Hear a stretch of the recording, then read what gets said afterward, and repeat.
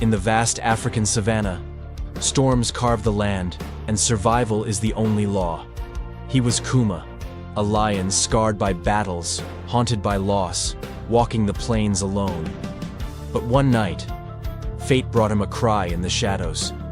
A black leopard cub, abandoned, helpless, and destined to die. Lions and leopards are enemies. By instinct, he should have ended the cub's life. Instead, he did the unthinkable. Together, they faced the merciless hyena clans, and even the hunger of the dry season. The cubs sought help. The lion was saved, and what grew from pain became legend. This is not a story of survival alone. It is a story of creation's mystery, of family born beyond blood, of love stronger than fear. Kuma and Momo, the impossible bond. A tale the savanna will whisper for generations. Sometimes, the wild gives us not what we expect, but what we need.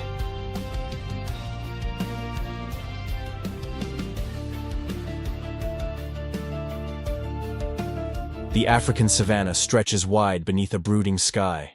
Only hours ago, a brutal storm tore across the plains, wind ripping grass from the soil, lightning striking ancient acacia trees, rain turning dust to rivers of mud. Now the storm has passed, leaving a silence heavier than thunder. The air is thick with the smell of wet earth, broken branches, and the faint copper tang of blood washed from the hunting grounds. Amid this silence walks a lion. His name is Kuma. Once, his roar shook these lands.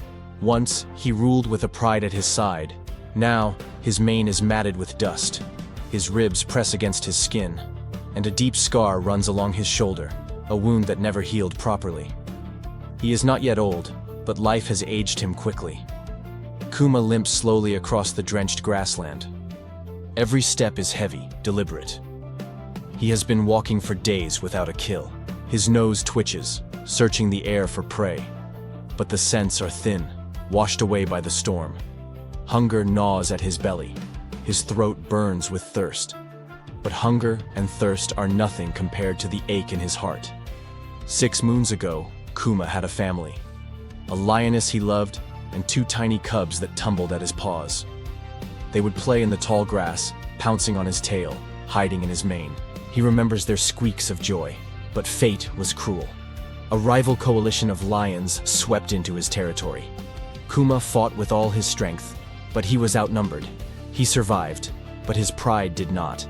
His mate and cubs were lost, taken by the claws of enemies. Since that day, Kuma has carried more than scars of flesh.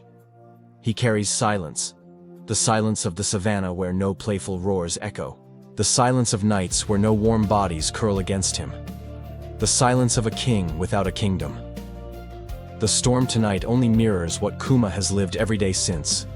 Destruction, loss, and loneliness. The lion pauses beneath the skeleton of a tree split by lightning. The sky above is clearing now, stars beginning to emerge like lanterns in the blackness. The moon glimmers faintly on the wet grass. Kuma lowers himself onto the ground, groaning as his scarred shoulder protests.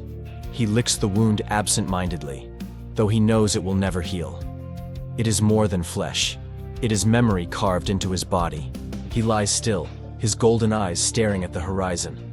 His breath is slow, shallow. Somewhere far off, a hyena whoops. The sound makes his ears twitch. He hates that sound. It was hyenas that finished what rival lions began, harassing his pride until nothing remained. Kuma once would have chased them into the night. Now he saves his strength. His battles are behind him, or so he believes.